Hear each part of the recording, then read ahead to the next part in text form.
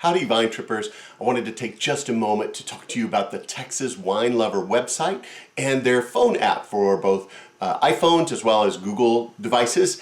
You can actually download this app, put it on your phone, or just go to the website if you're not an app person. And if you ever want to go visit some of these great locations that we've been talking about in the podcast, this will give you a great information about the place before you go. And you'll be able to find other wineries in the area. So if you want to make a day of it, go see several other places as well. You can search by region. You can sort the listings, find ones that are kid-friendly, family-friendly, even ones that host RVs. All kinds of different sortable listings you can find there in that app and on the website. You can find other things as well in the area like restaurants, accommodations, maybe events that are going on at the different wineries. So it's your one-stop resource that goes hand in hand with this podcast to be able to find those great places to go visit. So check out the Texas Wine Lover website. It's txwinelover.com. Or go to their app. You can find it on the Google Play Store or the Apple Store as well. Enjoy your trips among the vines and use that app.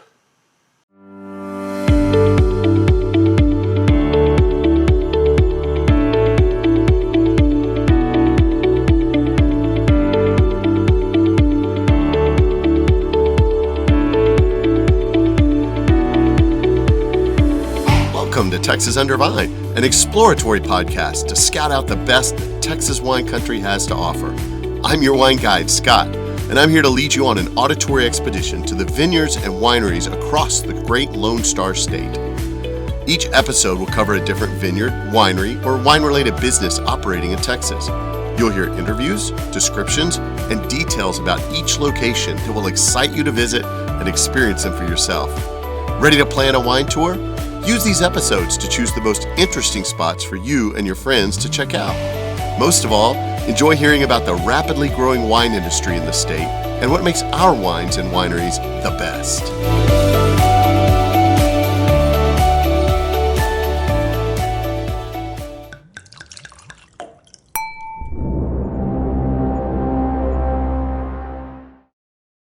Howdy, fellow Vine Tripper. Welcome to episode 38 for Texas Under Vine. Today, I'm going to the Hill Country and visiting arguably one of the most important wine destinations in the modern period for Texas wine. That's right, Fall Creek Vineyards in the little Texas historic town of Taos, Texas, located on the banks of Lake Buchanan in the Hill Country. And this story goes all the way back to 1973. And it was started by Ed and Susan Aller. Now, Ed and Susan Aller were multiple generation cattle ranchers and had been in their blood for many years. And they had a ranch and some property there near Taos. And they decided to actually go to France on a trip in 73 to look into possibly getting a French bull or so to mate with their Angus cattle.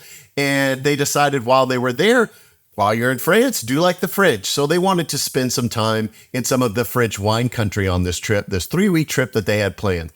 Now, when all was said and done and they got back, they ironically spent 2 days looking at bulls and 19 days visiting multiple regions of France throughout multiple areas of the wine country and fell in love with wine. Now, one of the things they noticed was that some of the terroir or the terrain there was very similar to what we have here in the Hill Country, even kind of similar to what they had on their ranch there in Taos. Now, at this time as well, the University of Texas and Texas A&M were both doing viability studies on grape growing and grape planting throughout Texas to try to find areas that might be good for that. And so they were planting experimental vineyards. And so the Allers decided to plant an experimental vineyard on their ranch there to see how it would go. And turns out it went spectacularly. Around 1975, they decided to start Fall Creek Vineyards. Now, in 1979, Ed actually gave up his law practice to pursue it full time. And in 1981, they opened up their tasting room for Fall Creek Vineyards as a full winery production. They bought about 400 acres to increase their vineyard holdings. And when they opened that tasting room, they became the first winery tasting room in the Hill Country of Texas. And kind of amazing to see how many wineries we have here now. And this is the one that really started it all off. And what we know of is the Wine Road 290 and all of the wineries that we have there in the Fredericksburg and Johnson City area especially. but they actually created a tasting room in Driftwood, Texas as well. So not only do they have the original location in Tao where they have their vineyard, but then they also have a tasting room closer a little bit into the more traveled area, the hill country near Austin in Driftwood. Now, some people have called the Allers the Mondavis of Texas, which is, if you know anything about your wine history, is a huge compliment for the major effect the Mondavis had in California.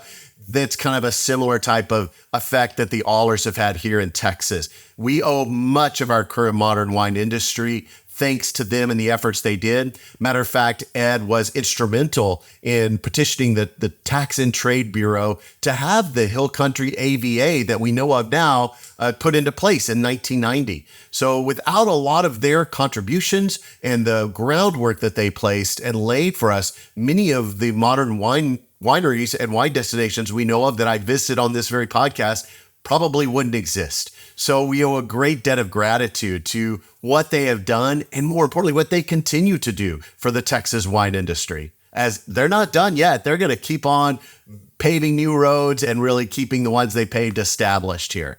Now, sadly, Ed passed back this last October in 2023, but his legacy will live on for generations to come. And his wife, Susan, and their son, Chad, aren't losing a beat. They're picking up those reins and continuing to forge new growth and new paths for Fall Creek Vineyards. So their future is brighter than ever as they continue to go forward making exquisite and magnificent wines here in the hill country of Texas. Now, their director of winemaking, Sergio Quadra, actually began his winemaking career many years ago in Chile. And he managed to work his way through time in Chile up here to the United States and has now been at Fall Creek for 10 years. He brings a wealth of wine experience from all kinds of locations through California, through Chile, to our little heart of Texas here in the hill country. Now, although they once had as many as 60 acres under vine, they actually have now maintained about 10 acres of their own vineyards, and then they source grapes from all through Texas as they bring amazing Texas wines to you. As I said, they have 2 tasting rooms. They have the original one there in town. Now, just be aware that one is only open on Saturdays. Their Driftwood tasting room, however, gets the bulk of their traffic, and it is actually open 7 days a week. So you have options as to where you want to go, but if you're going to go to town, just make sure it's on a Saturday. They also have a couple of rooms that you can rent at their Driftwood location. If you want to actually stay on site, you can do that. And the area where they had the tasting room there in Driftwood actually has some Texas historical significance, as that land was owned by Colonel Travis, William B. Travis, previously. But you'll hear more about that in the interview. I don't want to spoil that for you right now. And they do seated tastings there at the Driftwood location. So it feels like you're in the living room of your best friend's house. You just walk in, it's comfortable. You sit down at a table. The sommeliers pour your wine for you, tell you the stories of these magnificent wines you're tasting. And it's a very comfortable, fun experience there. Now, for today's interview, I was privileged with the honor of sitting down with their director of winemaking, Sergio Quadra, being able to pick his brain a little bit about some of the history there at Fall Creek, some of his winemaking techniques and his views on the Texas wine industry. And it's a really fun experience to hear what he has to say about this historic winery. So without further ado, let's go to that interview and hear directly from him.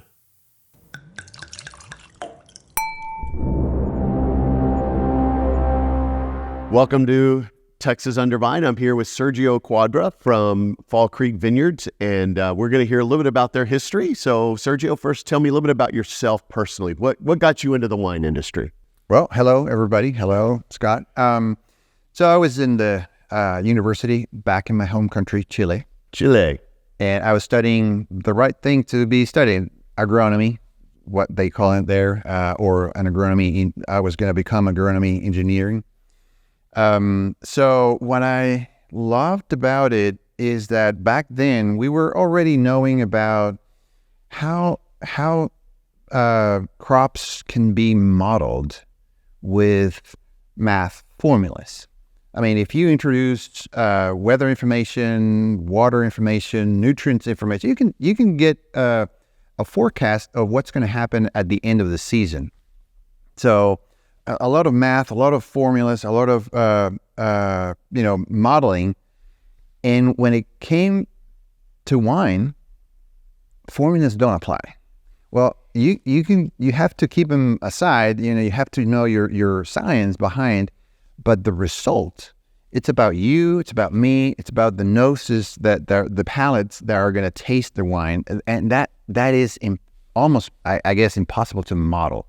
So that mystery, that kind of openness to what it's a form of art. What got my attention in the first place.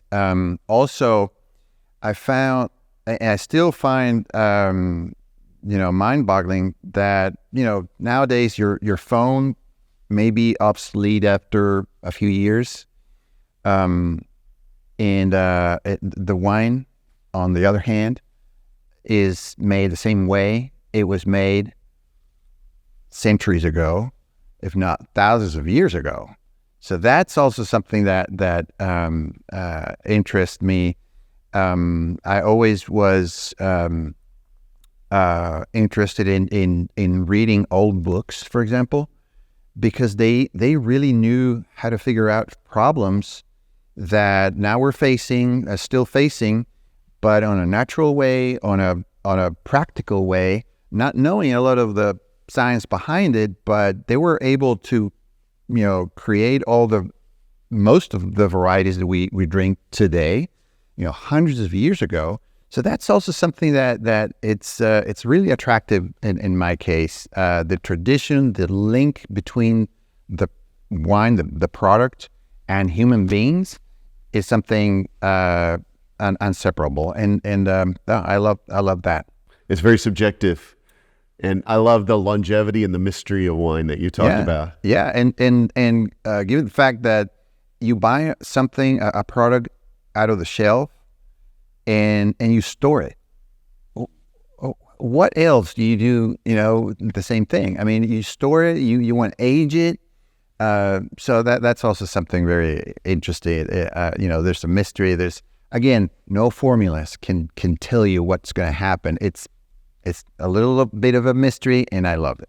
The magic involved. Yep. Well, so here you are. You're studying agronomy in Chile. Mm-hmm. So what was your pathway that led you from the mountains or the valleys of Chile, as they have both wine regions there, all the way to Austin, Texas, and then Taos, Texas, and we're here at Fall Creek? So right after college, I dived right into winemaking. Working in a winery over there as an intern first, and then cellar hand, or that kind of basic jobs. And then I worked my way up to being head winemaker of different wineries there. I had the chance to, a little background of that era between the 90s and the 2010s. The Chilean wine industry grew, exponentially. Mm-hmm. And I mean that literally. In 1988, I know this for a fact, the wine exports were $20 million worth of wine. Wow. 20 years later, it was $1.2 billion. Whoa. So that's a 60 times increase. Yeah. So you have to measure in times of increase, not percentages anymore, because it was crazy. So there I was with my colleagues, watching this growth, and every year the budget was like, how much more are we growing? Like vineyards planted, tanks built, wineries extended. So all that was very, it was kind of the environment for us. And so, but at the same time, when I had the chance to show wines to the world, because wineries sent you overseas to show the wine, to kind of defend your wine, to people, you get the idea that, Chile, what was Chile? What can you do against this giant and traditional regions of Europe, or the U.S., etc.? So we were always kind of trying to break through preconceived ideas. Always felt like the underdog. Yes. And so when I came here for the first time, I kind of felt the same feeling of, okay, Texas is kind of making its way out, and try to again break through being the underdog, although Texans won't like that, of course, but that's the case. And so I felt like Texas was, and still is in a way, in similar stages that the Chilean wine industry was 25, 30 years ago, or what California was 60 years ago, So I think there's a huge opportunity for Texas, and I felt like I can bring my 2 cents here to the table to kind of make that breakthrough, make that happen, to go away out and conquer whatever it's there to be conquered. So that's pretty much what happened with me in the first 19 years of my career, and now already 10 years here in Texas. So it's already like 30 years. Yeah. Well, what got you to Fall Creek? So I was back in Chile, and a common friend of ours, Paul Hops, from very well-renowned California winemaker, put us together. Like they were looking for a winemaker. I was open to explore new frontiers or places, and we started Skyping back then. And a month later, I was here to see what was going on for like a trial period, a short time visit, so to speak. But soon after, like I said, I felt this is the stage that this industry is at right now. And so there's a lot to do, a lot to grow, a lot to kind of introduce. And so I felt, and I love Texas. I mean, it was a very welcome, very kind of open to new ideas, and they were just open to use me, so to speak, in their winemaking, vineyard work also. So yeah, decided to bring the family and move to Texas. All right. And they built on your experience to make the wines here. That was the idea. Yes. Being from Chile, one of the things that I'm always been intrigued with is the story of the lost varietal of Carmenere. Oh, yeah. How it was thought to be Merlot for so long. Yes. And that it was completely gone from France, and then it was able to be transplanted back from Chile. Yes. That I guess that has many angles.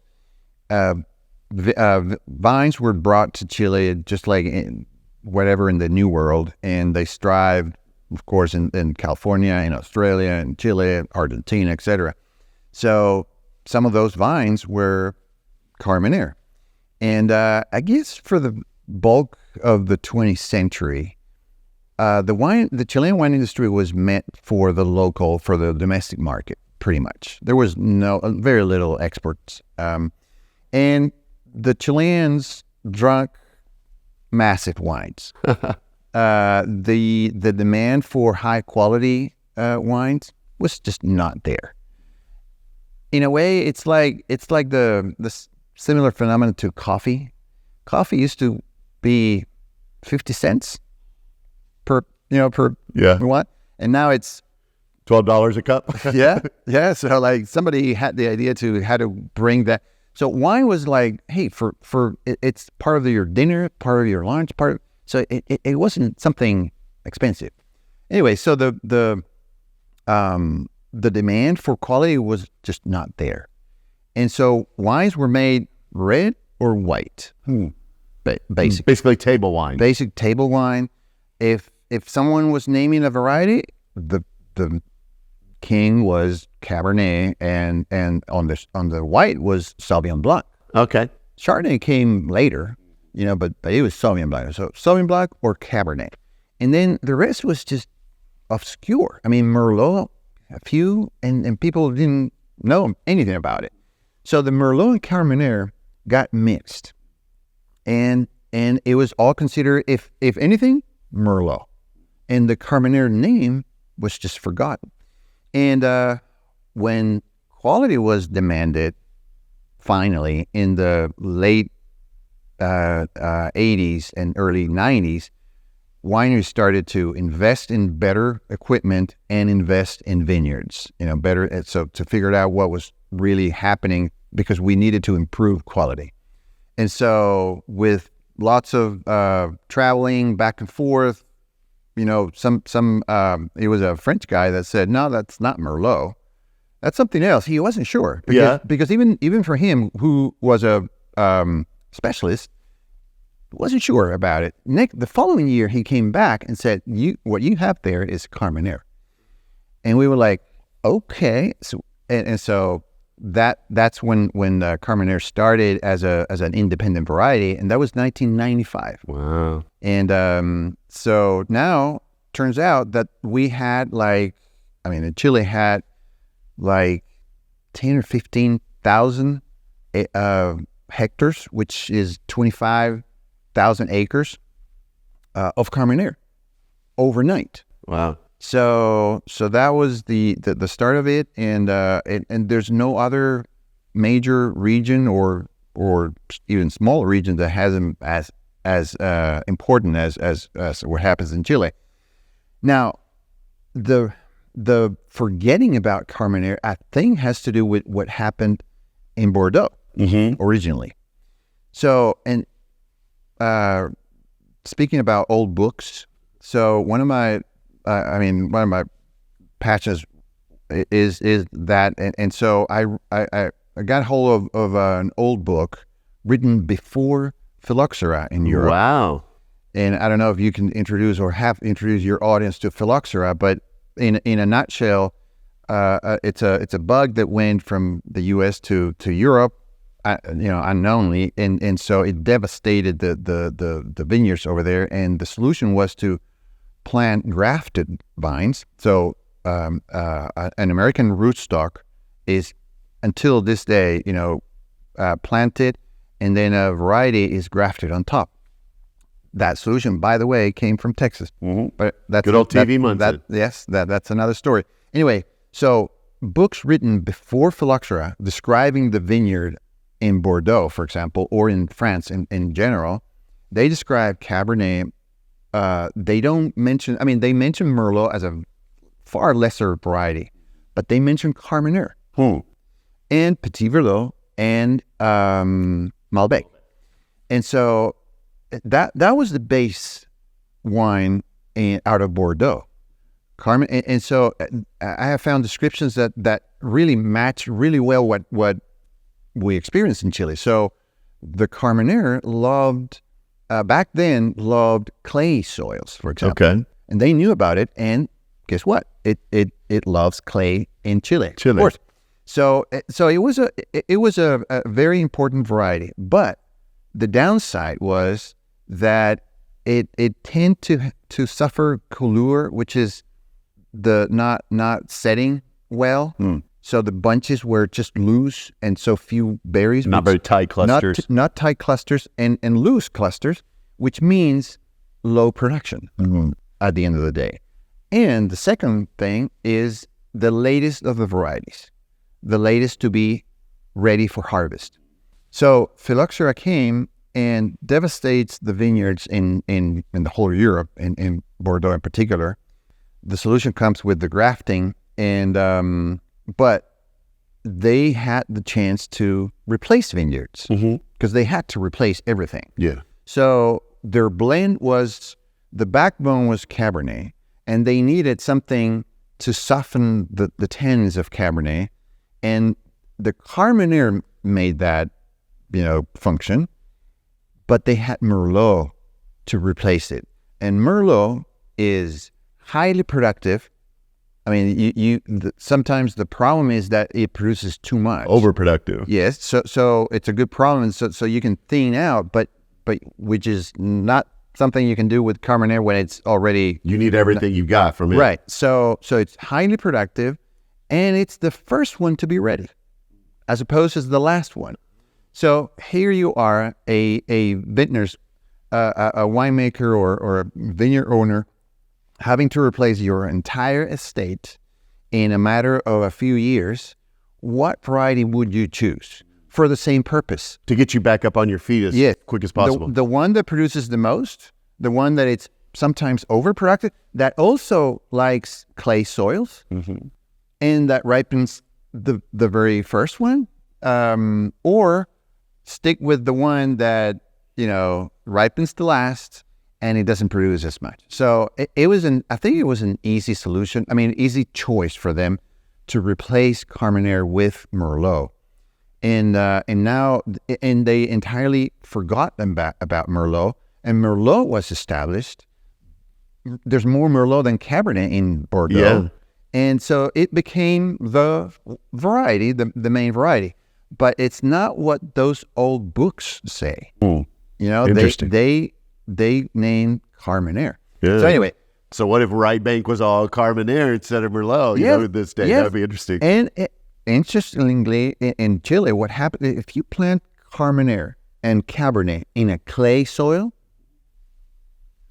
the Carmenere, in a warm, kind of towards the hotter part of the valleys, the Carmenere is usually, it's very good, and the Cabernet, it's not as good. It's kind of below average. Okay. Like I mean, if this makes it to the best bottle you're producing, the Cabernet is not going to even be close to it. Yeah. See? So going back to Bordeaux, for those, knowledgeable enough about what happens in Bordeaux, so you have the more gravels in the left bank, and you have more clay in general, in the right bank. So, and you have more Merlot in the right bank and more Cabernet dominating blends and the lifts. So it's kind of the same. So I can only imagine how successful wines were when there was Carmenere planted on those clay soils in Bordeaux. So anyway, it's just my theory there. Yeah. Based on what we experience in Chile. But yeah, it's a very interesting story of Carmenere. And I would love to see it more planted in here, in Texas, because it loves warm weather. It's the last one to be ready, so you plant it in hot weather, in hot environments, so it can be fully ripe by the time, in a reasonable time. In Chile, even in the warmest areas, they wait until late April and sometimes way into May to plant them. So that's like the equivalent of November to harvest a dry red wine. We're not talking about any sweet stuff or anything crazy late to harvest, like those late harvest wines. It's to harvest it properly. So even just the slightest coolness may keep it, underripe. So you come back here to Texas, and there's definitely areas that, for the most part, the whole state will be suitable for Carmenere. The acidity is another problem. That's the only little challenge, but that can be corrected, because even back then the acidity was rather low, maybe because of that long hanging time. The acidity turnout usually lower than the other varieties. But again, that's the good blending feature, that you can use to make a sound blend. Yeah. And I actually have seen a few places that in Texas now that are producing Carmenere. So hopefully it's on the upswing a little bit. Yes, see more planting. And unfortunately, I haven't had my chance to get my hands on one of those lots. Keep that on the radar. I look forward to tasting one of yours. Yeah. Well, let's talk about this location then. Some of the history here of Fall Creek Vineyards. We know how you got here now, but let's talk about how it got here. So founded by Ed and Susan Aller. So tell me a little bit about their story and how Fall Creek kind of got started here. So they were a young couple. He was a lawyer, and they have this ranch, cattle ranch here in the Hill Country, 20 minutes east from Llano to in the northwest shore of Lake Buchanan. And they were looking for cattle, new breeds of cattle in France one time, and they were to spend, looking for different growers or breeders. and they say they spend like 3 days looking for cattle and like 2 weeks in the wine country. And so they grabbed one of those books that tell you all about those areas. Back in the day, they no maps or just maps or no GPS, GPS, no screens to look for things. So you look for milestones on the road or something to get to places. Wine tourism wasn't a thing. We're talking about 1973. Mm-hmm. So going back to what Ed was his passion, one of his passions was geology, and he was very aware of the place. He had his own GPS in his mind, in his head. To be honest. I mean, he didn't need any new device. He knew where he was all the time, where Norse was. So being a pilot, he really mastered that. So he found that the landscaping in Europe was pretty similar to what he saw back in his hometown and home state. Yeah. So he thought, I wonder if anybody had tried, planting vineyards here. And so they developed the like for wines and planted their first vines in 1975, right here where we are in Taos, Texas. And inaugurated the winery in 1981. Okay. Over that period, the first small productions were made in a garage here, but the winery itself was established in 1981. So, and back in the day, they were the first, winery in the Hill Country. In what we know now, it's the Texas Hill Country. And then more vineyards started to appear. Llanos Staccato had done it before, like a couple of years before in the High Plains. There's of course I forget who else, but they here in the Hill Country, they were definitely the first ones. And so they started with this wine business, and to the point that Ed even quit his law practice to fully introduce himself in the wine industry along with Susan. And soon after, a few years after working with it, they realized the importance of the sense of place, the origin where vines come from, and of course they can name the place all they want, but it wasn't really known. And when they went to say, okay, we want to establish, the Hill Country as an appellation, the authorities said, well, what's the link between that and wine? Yeah. So they needed to kind of show me, but who associates wine with the Hill Country? There's nothing. Yeah. And so they came back to the drawing board and said, okay, we need to, create that link. And Susan started what was known as the Hill Country Wine and Food Festival. First one held here at where we are, and that became something.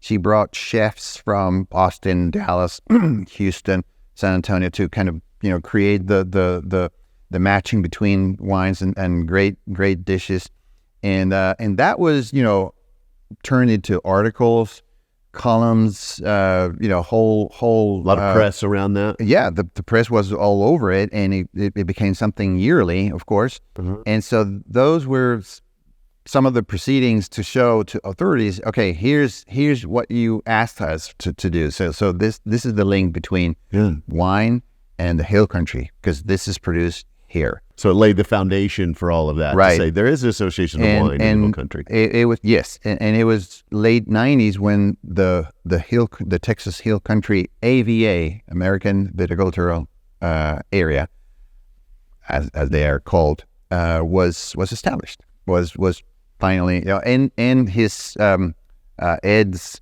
law practice, law background helped a lot in terms of the ins and outs of all the jots and tittles of the how law. to do it, what to say, what not to say, etc. So that helped too. I bet. So he was behind the effort of creating the the hill country as an appellation. And I would think as a pilot too, and his understanding of geology, knowing the area and where the borders would be and all of that. That's really the other aspect. So they require, okay, what makes this region special? And Ed was like, oh, let me tell you. So and he said the boundaries. So boundaries were set, for easiness along highways that kind of marked the edges. But he knew all about, what happened here, what created the hill country, the Llano uplift, and all that, the plates that moved, etc. So they were fairly convinced about, the description, and it made it pass. And then, so this has been, they established here. I know they have another tasting room in Driftwood. Yes. So it all started here in Tao, winery, vineyard, and tasting room. Back in we were the few only ones in the area. So but now, as we know, it all has moved a little south along the 290 corridor or around Austin, that area. And we saw an opportunity to start another tasting room in Driftwood.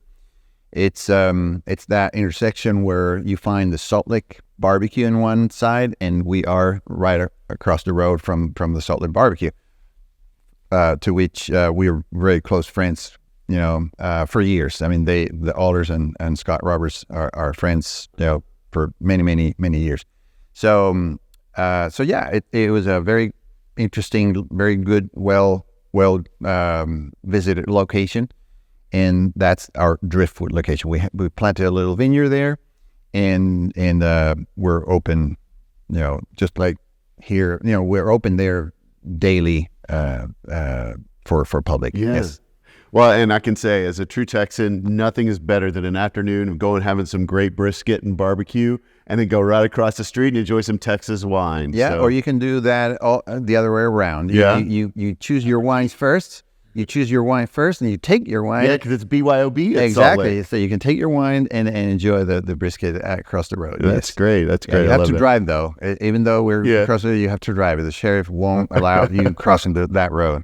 So yes. Fall Creek Vineyards. Tell me a little bit about where the name Fall Creek came from. Yes. So the ranch was called Fall Creek. By the way, Ed and Susan are, I think, the fourth generation. And now, I mean, cattle ranchers and owning the place. So the ranch was called Fall Creek because of this 15-mile spring-fed creek that runs along and finally falls into originally the Colorado River, and now when it's up, the Buchanan Lake. Okay. And they took the name from there. So it's an actual feature that you can visit. You can see it. It's absolutely real. It has been real for thousands of years. Actually, when I came here in 2013, we were in the middle of the drought, one of those droughts, and that creek never stopped running. Really? So those springs are really powerful. Because they have never stopped. Now that we're kind of in the middle of another drought period, they have never stopped flowing. So that's the name. And if you see, our labels are usually related to the falls. There's a background picture of the falls in one of the labels. There's a rendering of waterfalls in another label. So we kind of spin around that same concept. How many acres or whatever of estate vines do you have here, as well as maybe at the Driftwood location? At some point there were like 60 acres of vineyard planted here. They suffered, this is before my time, they suffered a devastating freeze one year when even the Buchanan Lake froze, and they had to replant. And then one of our threats here in the hill country, which we now need to live with, Pierce's disease, came and did its part.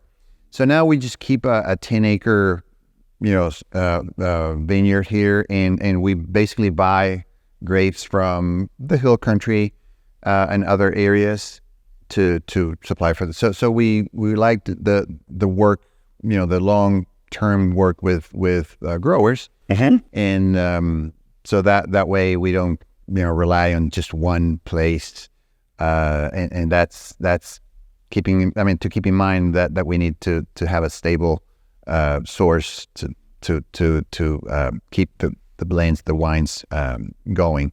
So basically that's what our sourcing comes from. A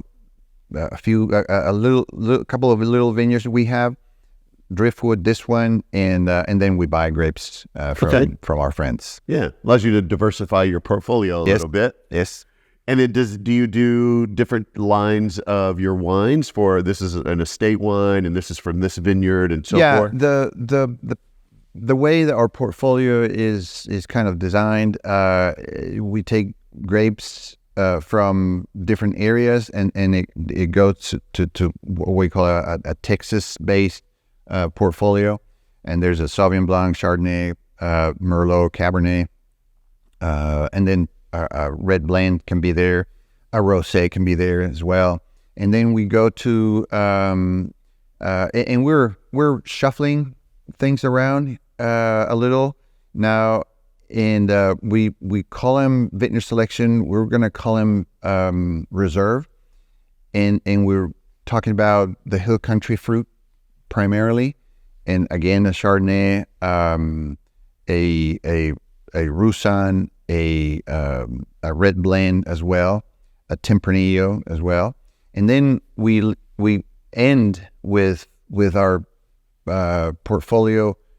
Not end, but the top of that portfolio is our what we call terroir reflection, which are vineyard designated wines. So that's a Tempranillo, a blend that we call a GSM, a Chardonnay that is barrel fermented. And we have done Mourvedre, single Mourvedre. We have done other wines. And then on top of this, crowning this, are a line of wine we introduced a few years ago, which is called Xterra. Okay. Out of this world, out of the earth, out of this world, Xterra. And we have a Syrah, a Mourvedre, and a Tempranillo. And they are made not necessarily every year, very small batches, very small quantities, because it's the most selected wines that we can have. So we start in the vineyard with doing something that we can call vineyard within the vineyard. Okay. So selecting small patches within a block, so not sweeping the block, but taking what we feel it's special. Then it comes here and you ferment in more than one or two or three batches. So that's a selection down the road. And then they go to barrels that can be, new, different cooperages, different origins of barrels. So at the end of the day, each barrel becomes an individual. Okay. From that little patch that you selected in the vineyard in the first place. So you may end up with, 10, 20, 30 individuals that then you choose to select the very best ones. So usually you get barrels, for example, in the case of barrels, you get barrels from different coopers, different origins. And one wine can perform differently in one of those barrels. Again, no math to forecast that.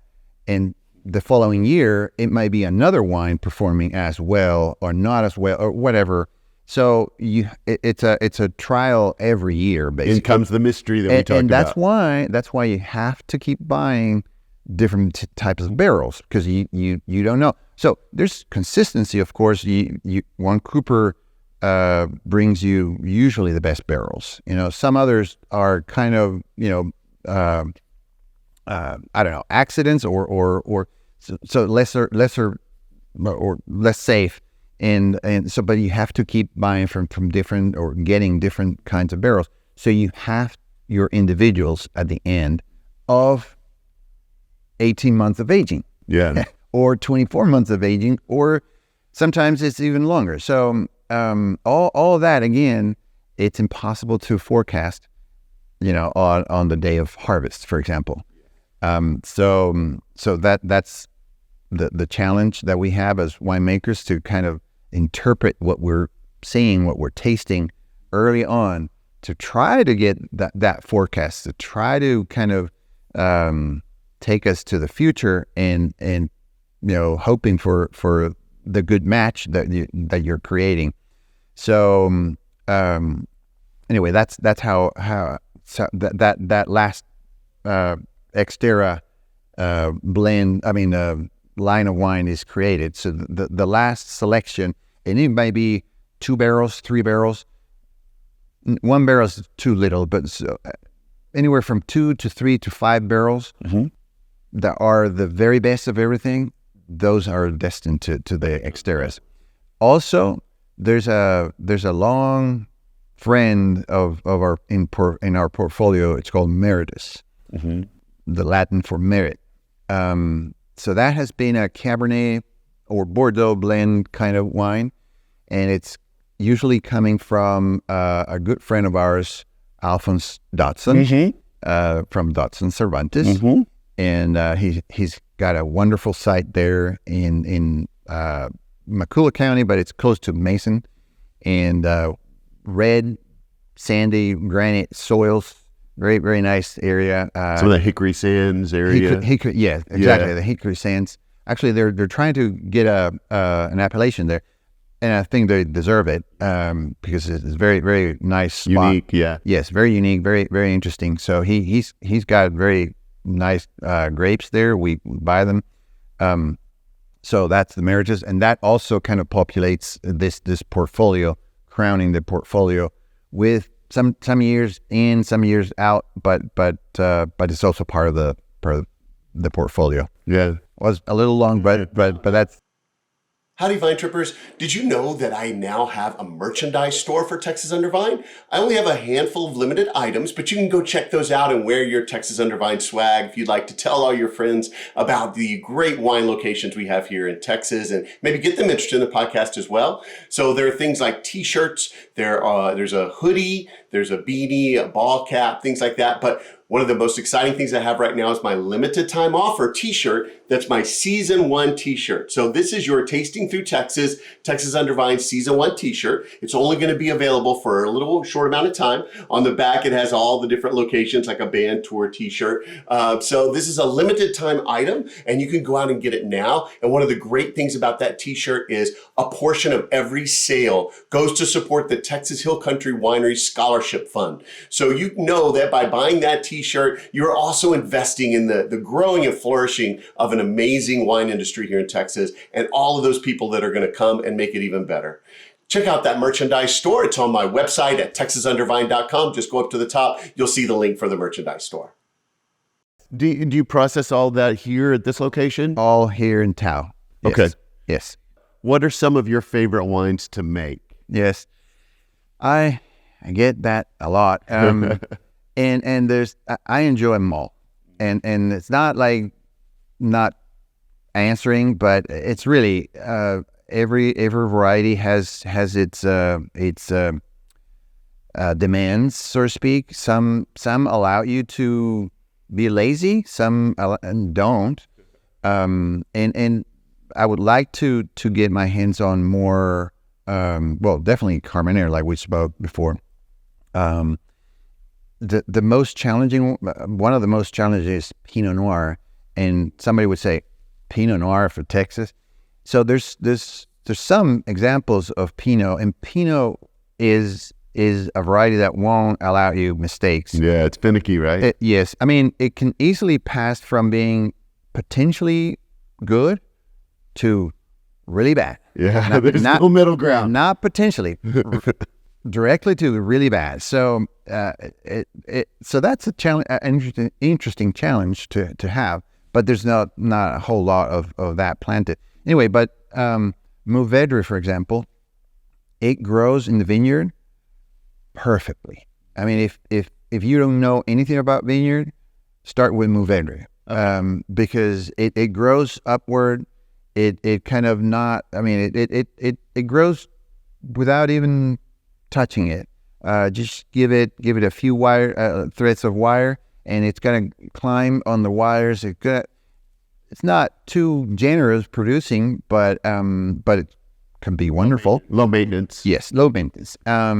Others are crazy, like a teenager hare waking up, crazy. That you have to kind of tuck it in, and so that's like Chardonnay or even Merlot sometimes has lots of new growth all the time, and a lot of berries, a lot of clusters.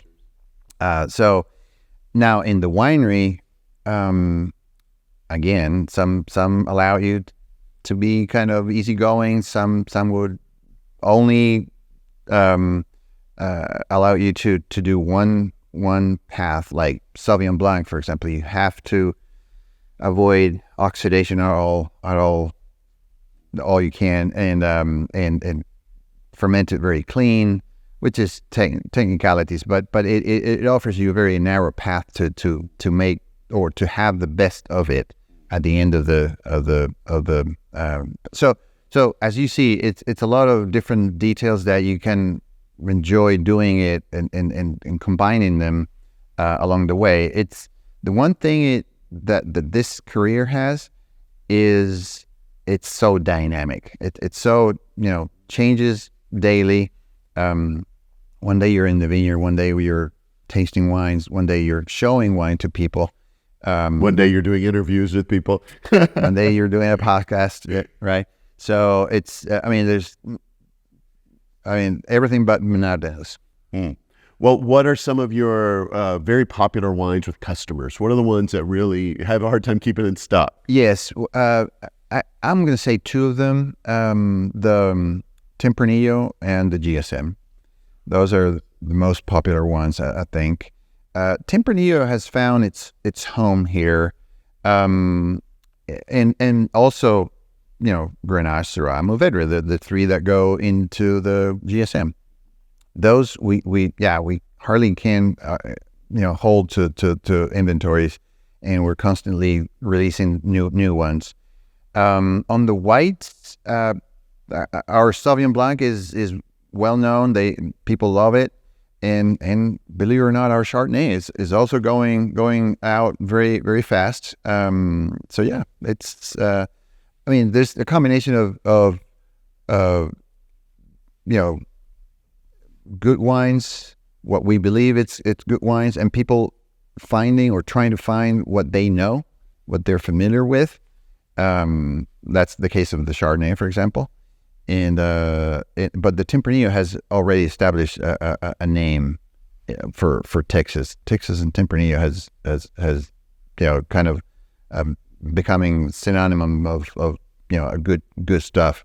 And by the way, we've every time we kind of get our colleagues from Spain to kind of do comparisons, well, it's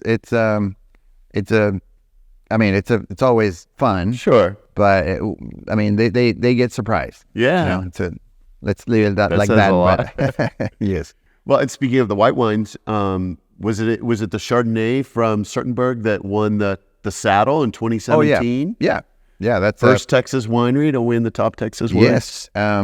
So with his grapes, what I do is to whole cluster press them. So that's the most gentle way to press grapes. And so you get a juice that some people would cold settle that. Some people will take it to fermentation right away. So that was the case in for that wine. So whole cluster press, get that juice right into the barrels to ferment, and it fermented for a month, and it stayed there for a year and a half. Okay. And the trick there also is that there's very little trouble with getting malolactic fermentation done in our Chardonnays. And that might be related to the relatively high pHs that we have, which makes things easier for the bacteria that do the job. And but at the same time, we let the wine kind of rest with that process going for enough time to get rid of the heavily buttery smell that malolactic fermentation sometimes has. So that leads us to get a more concentrated wine, more nuances, without being overly buttery, and actually not buttery at all. Okay. So you get the wood, of course, which is always French oak. Okay.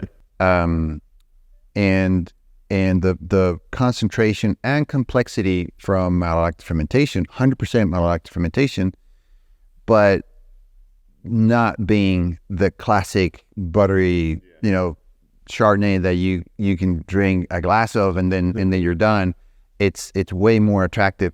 And those hickory sands that we were talking about makes it at the same time very mineral.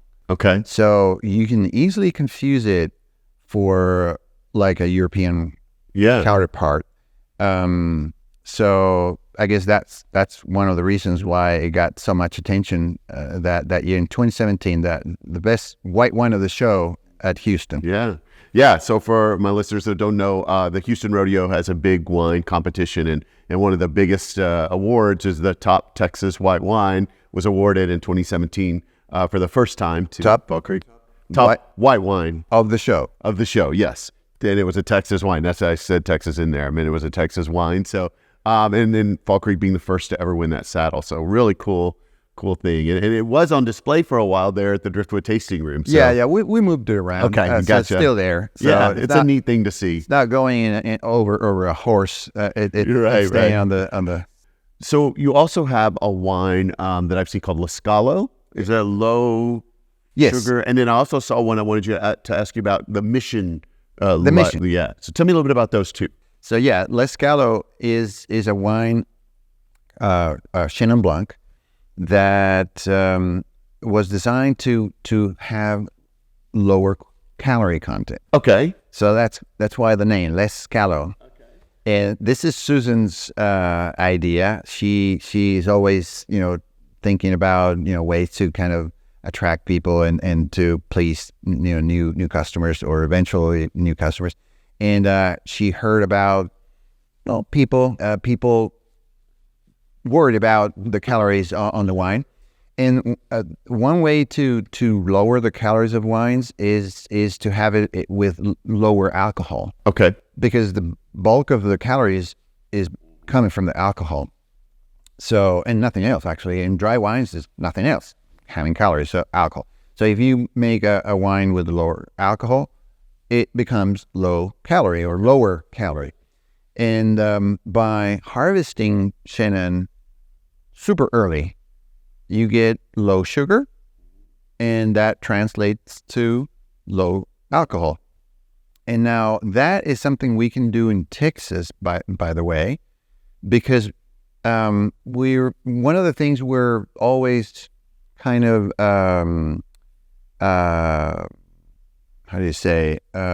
complaining about is low acidity in wines. Yes. Mm-hmm. Because of the weather, et cetera, the heat, et cetera. So by harvesting early, you get high acidity.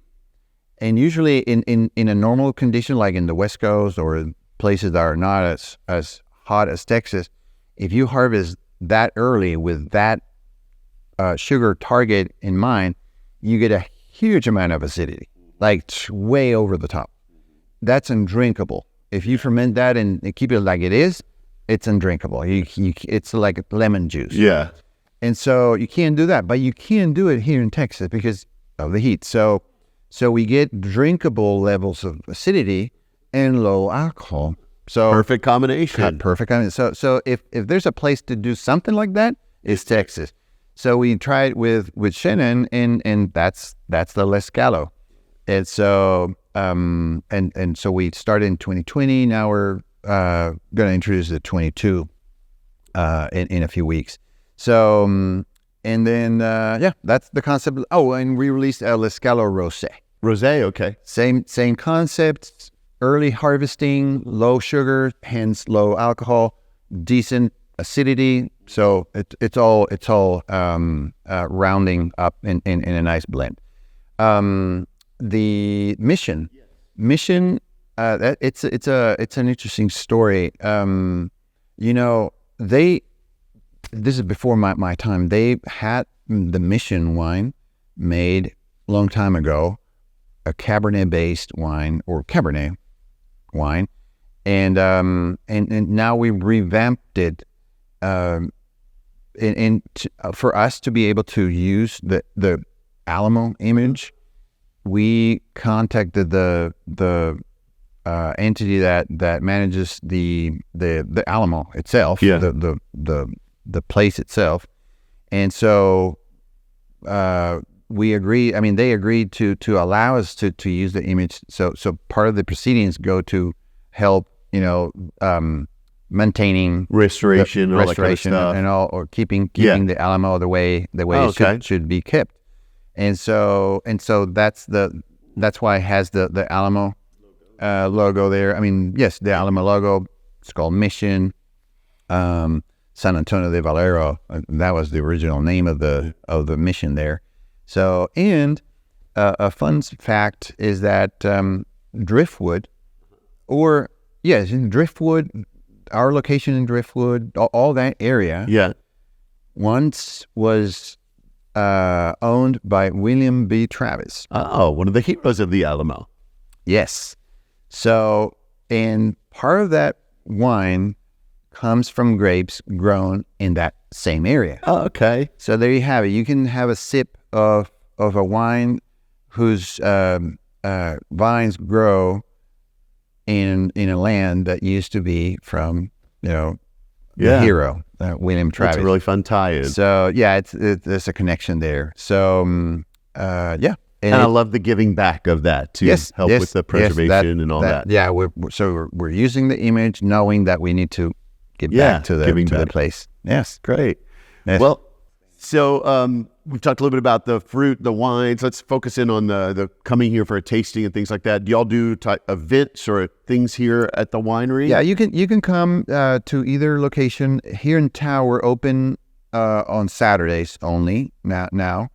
And but in Driftwood, we're open 7 days a week, 11 to 7. Sundays is noon to 5. Okay. And you can have your tasting. There's a couple of options there, usually 5 wines, and you can add some of these special wines that we have open sometimes, or Coravan, so you can have a taste of those. Down in Driftwood, you can have private events. You can have even weddings. We do small weddings. No, not for big weddings. Weddings under 100 people, I think it is. You can have it there, and we have a wine club, as I guess every winery, and we have different levels, different packages. 3 bottles, 6 bottles, or more bottles of different arrangements of our portfolio for different budgets, so to speak. We're doing it. We just launched it, doing it quarterly, with one of them being optional because of the summer. It's in the middle of the summer, so we don't ship during the summer because it's too hot. And those that cannot make it to the pickup party, they're relieved from their assignment. So that's optional. And but it would be February, which it's happening right now. It's February, May, July, and October. Okay. Texas Wine Month. So those are the 4 instances, and we're always kind of trying to attract young generations, inviting new people to wine. I know that even for me, wine is an acquired taste. So with things specially designed for the young generations. Lots of small screen kind of visuals, and so we're so that the club is going towards attracting new consumers. Yeah. And then I as a wine tour operator, I've driven a couple of wine tours. We've been to the Fall Creek location there in Driftwood. It is a beautiful location, and you've got a couple of rooms that you rent out there. Yes. I forgot about that. Yes, we have like a guest house with 2 rooms that share a bathroom that you can rent out, and then another room, but suite, just like another room. So it's kind of a B&B without one of the B's, because it's just the room. B&W, bad and wine. Yeah, B&W. Yes. So yeah, and you can go online and book them. So that's another. I love that entrance as you come in with the vines on either side. And one day I had a van full of people. We were coming in, and I saw this photographer standing there, and I thought, what is this person doing? And I looked over, and just as 2 people stepped out of the vines, and a guy got down on his knee and proposed to his fiance right there, would become his fiance in the vines. Just beautiful location. Yes, we've had number of proposals there, and we can work around like for the surprise. Yeah, the element of a surprise, so we can prepare things and be. So anyway, yeah, cater it. So yeah, you just need to arrange it, and we'll do it. On tastings, do they pick the wines that they're going to taste if someone comes in for a tasting, or is it a set flight? It's a set flight that changes. Okay. So we're always seasonally. Yes. So we're always offering a new thing, and there's a couple of tasting, winemaker's choice, and there's another one, and you can always add if you like, additional wines, for the proper fee. So yes, and then you can enjoy, of course, any bottle there. Tasting rooms, I find them very attractive to people, and that's the message to people going over tasting rooms. Basically, you can sit down and have a bottle of wine at a supermarket price. Basically, not a restaurant price.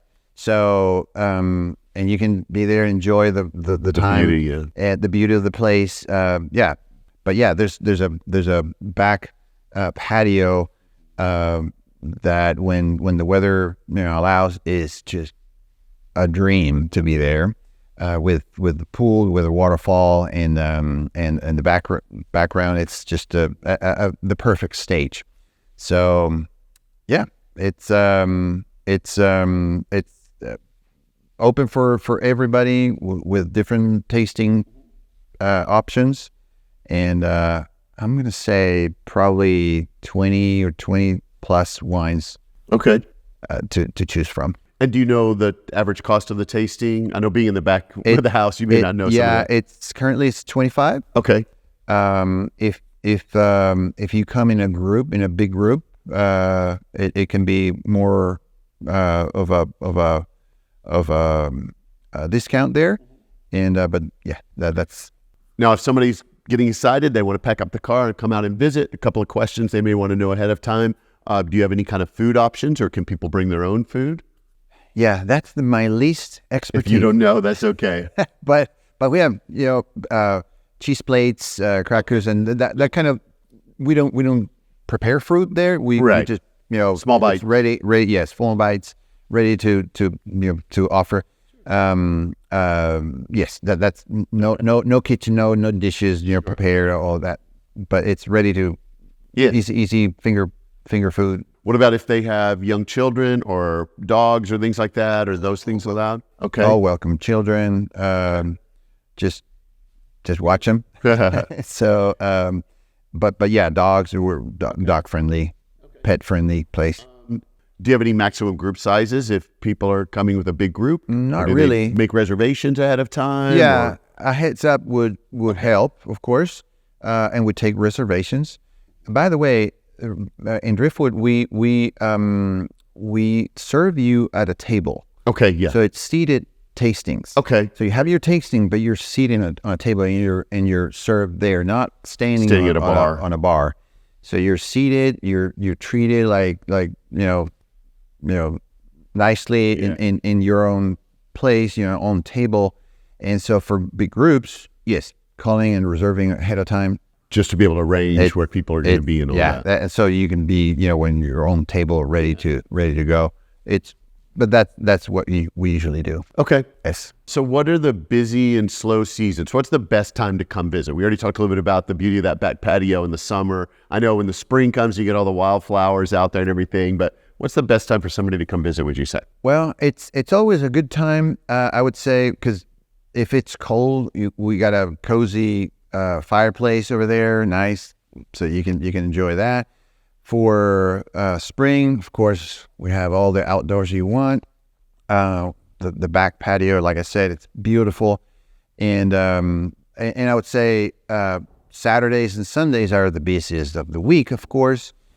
So that's when you probably want to call ahead of time, okay, to kind of reserve your spot.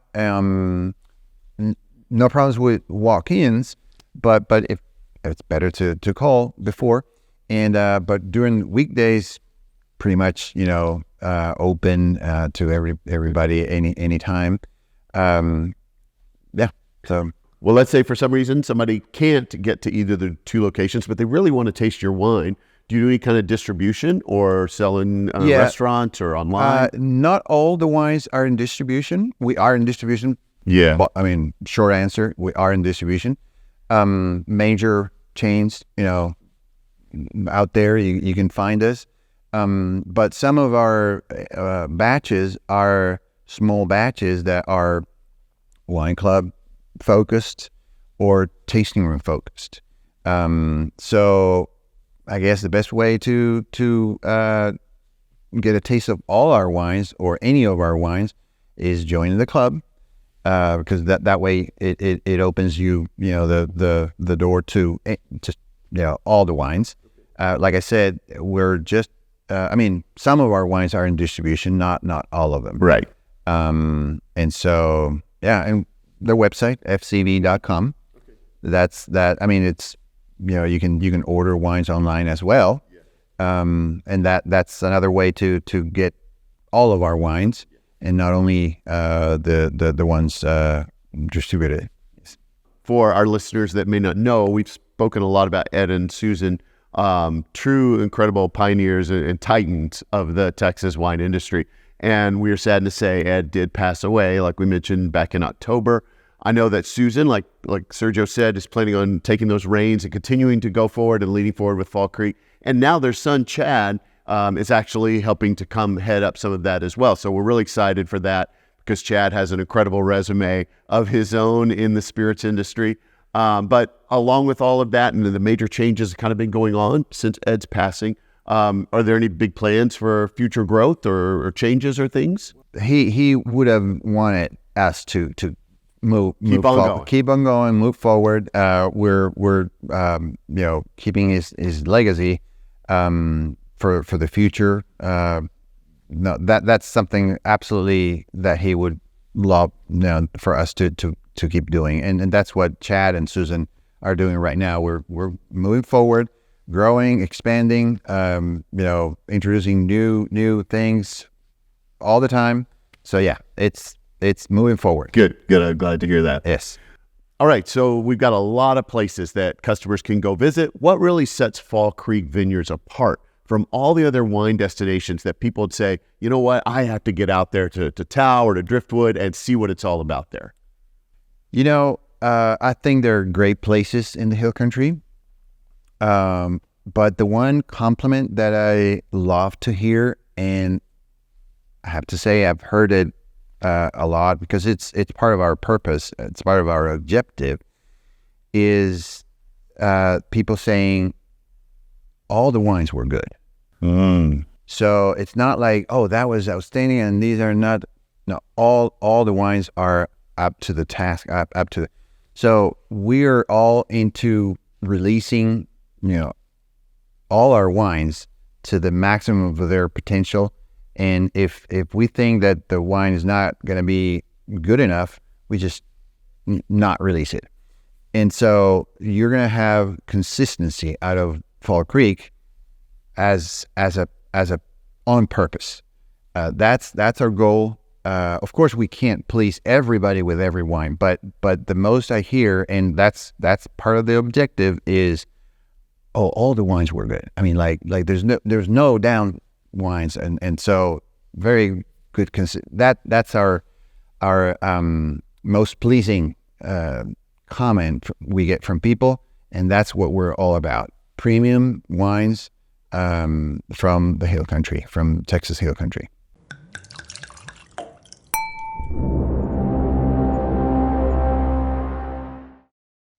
Premium wines from the Texas Hill Country? Nailed it. If that's what you're looking for, you're going to find it here at Fall Creek Vineyards. Now, the awards and the accolades that they've received, in addition to their history, their longevity, the impact they've had, really lends to their uniqueness, and it speaks words and volumes about the quality of the wines that they've been producing and providing for over 40 years now in the Texas Hill Country.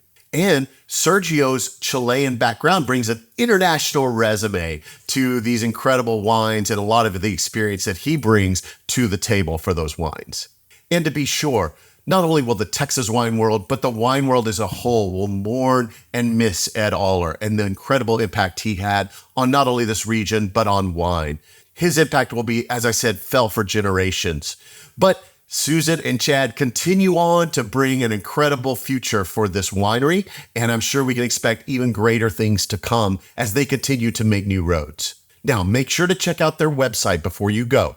It's www.fcv for fallcreekvineyards.com. Pretty simple, pretty easy. fcv.com. You're going to find more information there about some of their history, so you can read a little more in depth on some of these things we talked about in this episode. You can find things about their story. You can even see an actual video of the Fall Creek Falls that Sergio mentioned in the interview. They had that on the website there. And all kinds of things like some of their events, their tasting room info, and even join their wine club while you're there. Now, don't forget, as always, when you go to see them, tell them you heard about them on this podcast, Texas Under Vine. Now, when I finished up my interview with Sergio, I was able to actually go into the tasting room, and I met with James, their tasting room manager, to do a tasting of some of these great wines.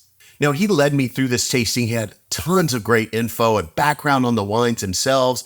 And I'll be honest, when I was going through the tasting and I got to the Pinot Noir, I was a little skeptical. You see, Pinot Noir is not necessarily one of my favorite varieties. It's okay. I'll never turn down a glass if you offer it to me. It's just not one that I would typically pick. But I was blown away when I tasted their Pinot Noir. So this is their Pinot Noir that I actually made my library bottle for this particular episode.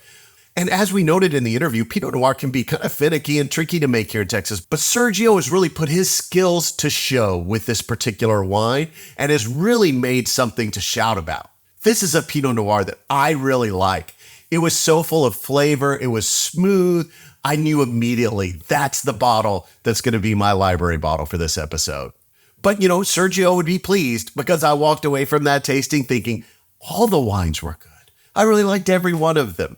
And as I walked out the doors, I was just extremely touched by the extraordinary past, the touching legacy that Ed and Susan had made on the Texas wine industry, and just this important wine destination. It is not one to be missed. If you can only pick a handful of wineries to go to, you got to put Fall Creek on your list. It's just such an important place here in the Hill Country.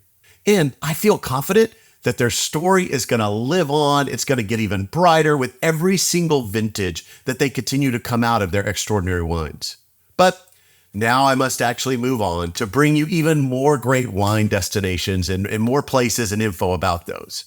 Before I go, however, I'm hoping that you're finding some value in this show, finding some new places to try that maybe you haven't tried yet. And if you've benefited at all from listening to any of these episodes, would you consider maybe helping to support the show? It's not free to create this podcast. It costs a lot out of my pocket, and any types of donations or ways that you can support the show are always incredibly helpful. I do have a Patreon where you can get some extra added benefits, some behind the scenes photos and tasting room walkthroughs. You even get sneak peeks on where I'm going to go next. You could be first one in the know. So if you'd like to do that, just go to my website. It's texasundervine.com, and you can click the Become a Patron link at the top of the page. It will take you to my Patreon site where you can choose just a low monthly amount if you want to give monthly, and each level has different sort of benefits that you can get from that, or you can even just do a one-time donation if you'd like. But all of those things help me upgrade my equipment. They help me pay for my hosting costs, my travel costs, all the things that come with bringing this incredible show to you. So hopefully you found some value in the show, and that's why you're watching or listening. And if so, if you could please return the favor, it would be much appreciated. I'm so thankful for my Patreon subscribers. Another hearty shout out to you as you help this show happen. And with that, my time is up. So don't forget to subscribe to the show, like and follow. And if you're watching this on YouTube, click the subscribe button so you'll always have access to the new episodes as they come out. And until next time, happy trails and bottoms up, y'all.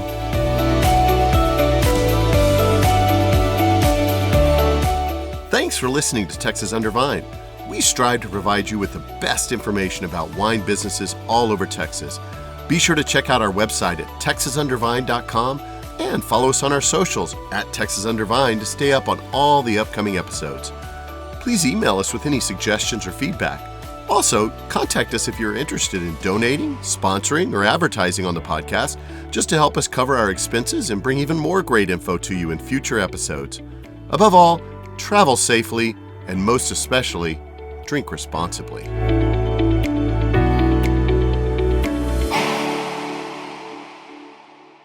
Vine Trippers, have I got a deal for you. So if you haven't checked out the Texas Wine Club yet, you have to go check it out. So you can get wine clubs at all of these different great wineries that I've talked about in the episodes. But if you can't get a chance to get to those places and you want to sample some of those various wines, this is the perfect fit for this podcast. So I've partnered with Texas Wine Club. If you go to their website, they scour the whole state. They choose great wines from all over the Texas wineries, and they put them together into packs that they ship out every quarter. You could pick out a package of 3, 6, or 9 bottles, and every quarter you can get a taste of different wineries throughout Texas without having to travel to them. So if you've wanted to taste some of the great wine I've talked about on this podcast, here's your chance without having to travel. So what you're going to want to do is go to www.txwine.com and pick your package that you want to try. And when you put in my code, Texas Under Vine, that's all one word, TEXASUNDERVINE, as your coupon code, you'll get $20 off your purchase. So head on over there. You can also find the link in the show notes here for this podcast, and go check out Texas Wine. They're a perfect fit with this podcast. So go drink some great wine.